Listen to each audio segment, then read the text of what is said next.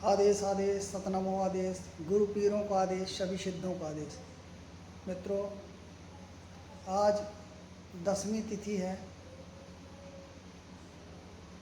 कार्तिक मास शुक्ल पक्ष 10वीं तिथि और बुधवार का दिन है। मित्रों, संध्या कालीन का बेला है। मयंक की विद्या के लिए लोग कह रहे थे। अच्छा, उसमें कुछ लोग ये भी कमेंट कर रहे हैं कि मेरे को ब्लैक मैजिक, काला जादू बताएं।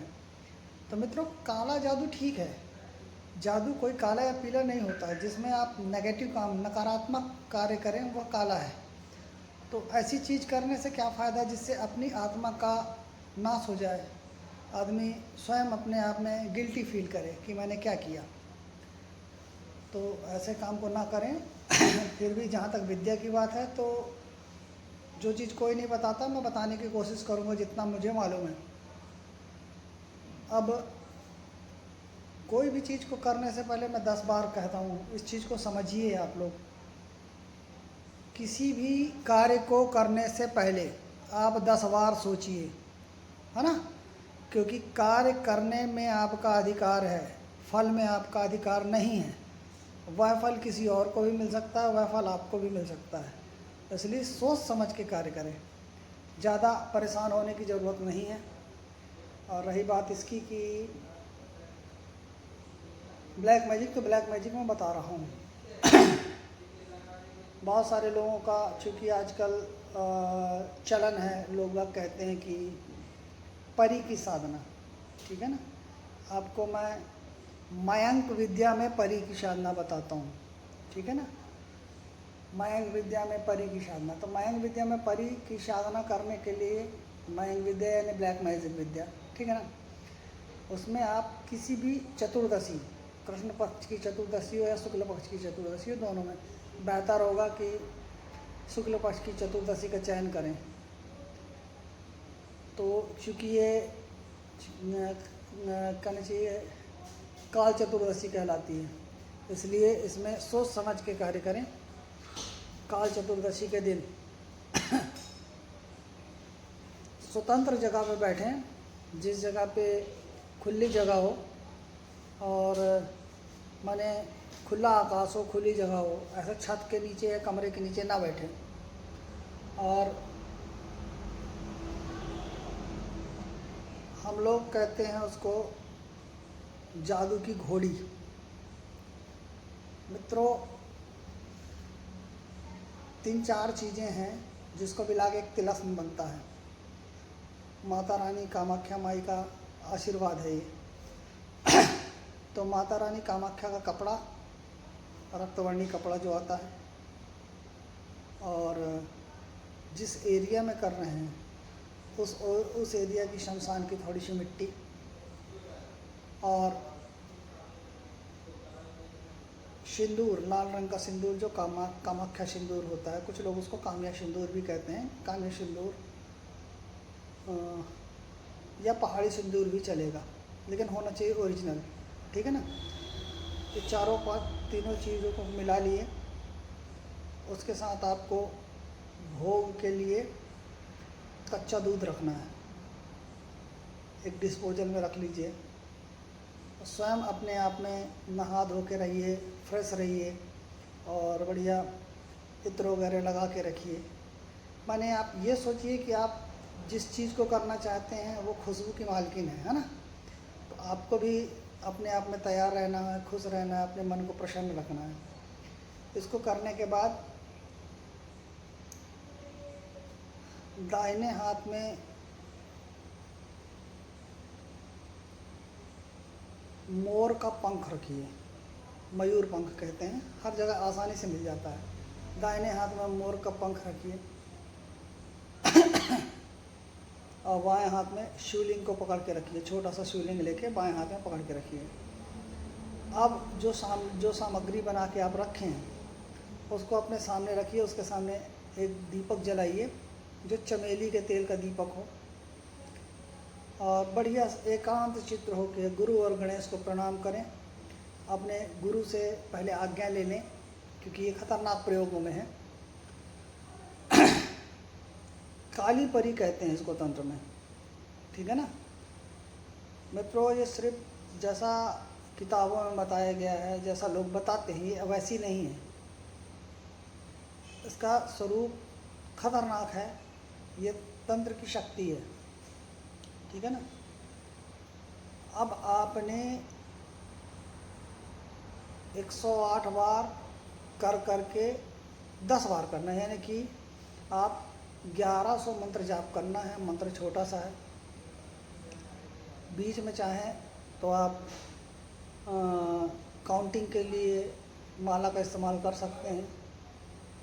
दाहिने हाथ में वो जो सामान रखें 108 बार पढ़ के रख दें सामने, और दाहिने हाथ में माला लेके फिर आप जाप करें। तो 1100 मंत्रों का जाप करना होता है मित्रों। मंत्र है ओम काल निद्रा पौरी माँ हमारे ऊपर आओ आओ, दुहाई 12 बाई बशल। फिर से बोल रहा हूँ, सुनिए। ओम काल निद्रा परी माँ हमारे ऊपर आओ आओ, दुहाई 12 बाई बशल। मंत्र इतना ही सा है, बहुत चमत्कारिक, बहुत शक्तिशाली मंत्र है। आप करेंगे तो आपको इसका लाभ मिलेगा और समझ में आएगा मित्रों। लेकिन अच्छी तरह से समझ लें। इस प्रयोग को तभी करें जब आप सहने लायक हों, आपके अंदर इतनी कैपेसिटी हो कि डर को आप बर्दाश्त कर सकते हैं मित्रों। ऐसा नहीं है कि कोई चीज़ आपको पटकेगी, उठाएगी, डराएगी, हाँ, लेकिन सिचुएशन, चूँकि वो ऐसी शक्ति, काली शक्ति से रिलेटेड परी है ना, तो उसका प्रभाव कुछ अलग ही होगा। आपका कोई नुकसान नहीं होगा, आपके घर का कोई नुकसान नहीं होगा। डरिए नहीं, डरेंगे तो बुखार चढ़ सकती है, बीमार हो सकते हैं। इसलिए इसको इस ढंग से करिए कि आपका काम भी हो जाए मित्रों। सिर्फ 11 दिन, यानी काली 14 से लेके 11 दिन कंटिन्यू करना है। 11वें दिन थोड़े से घास फूस और थोड़ी सी लकड़ियाँ लेके अग्नि जलाना है। ये नदी के किनारे होगा। और सात्विक तरीके से हवन सामग्री लेके, सिर्फ हवन सामग्री से हवन कर दीजिए। और अब माता के दरवाजे में तो जा नहीं सकते हैं, कोई भी देवी का स्थान हो वहाँ जाके देवी के नाम से श्रृंगार का अच्छे से श्रृंगार चढ़ा दीजिए। किसी छोटी बच्ची को मीठा खिला दीजिए, दक्षिणा देके पैर पड़ लीजिए। इतना अगर आप करते हैं तो आपकी यह साधना सिद्ध हो जाएगी। और रही बात इसकी कि लोग वह कहते हैं कि हमको अनुभव नहीं होता, दिखता नहीं है, तो भाई करो और देखो। परंतु फिर भी मैं ये कह रहा हूँ, मैं किसी भी व्यक्ति का रिस्क नहीं ले रहा हूँ। मैं सिर्फ इतना कहना चाह रहा हूँ कि आप लोग अपने स्वयं के गुरु से आज्ञा लें, ठीक है ना। और मित्रों मेन चीज़ क्या होता है, गुरु जो शक्ति होती है, गुरु की ऊर्जा रहती है, वो शक्ति आपके लिए काम करती है। और गुरु के जो गुरु होते हैं उनकी ऊर्जा रहती है। तो ये परंपरागत आती है। एक शक्ति को जोड़ोगे तो सारी शक्तियाँ अपने आप जुड़ जाएंगी, ठीक है ना। और हमारा तंत्र विधान कहता है बिना गुरु के कोई ज्ञान नहीं होता, और बिना गुरु के कोई साधना नहीं करना चाहिए। इस चीज़ को मैं भी मानता हूँ।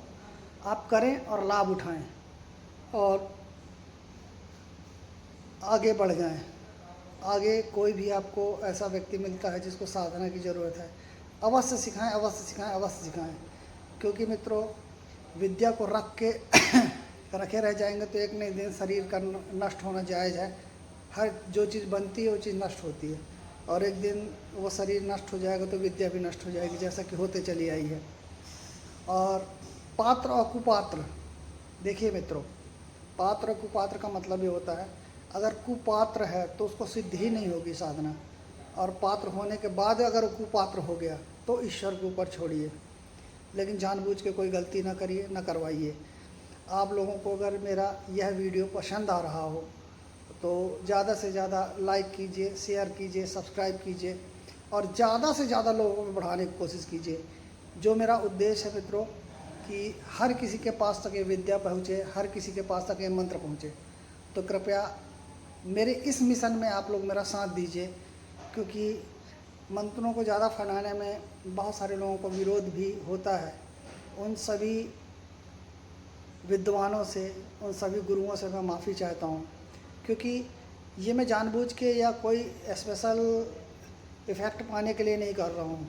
ये मैं सिर्फ इसलिए कर रहा हूँ कि जिस तरह से मैं एक एक विद्या के लिए इतना इतना तरसा हूँ, अपने जीवन का समय बर्बाद किया, पैसा बर्बाद किया, और ऐसे ऐसे लोग मेरे को चूतिया बनाए, धोखा दिए, हर जगह भटका, जिनकी कोई सीमा नहीं है। मैं नहीं चाहता कि कोई लोग भटकें, परेशान हों, उनको जो चाहिए उनको मिले। बस ये है कि कोई गलत काम ना करें, अनैतिकता ना करें, अधर्म ना करें, देश और समाज के प्रति वफादार रहें। सतनमो आदेश, गुरु पीरों को आदेश। जय माँ कामाख्या, जय श्री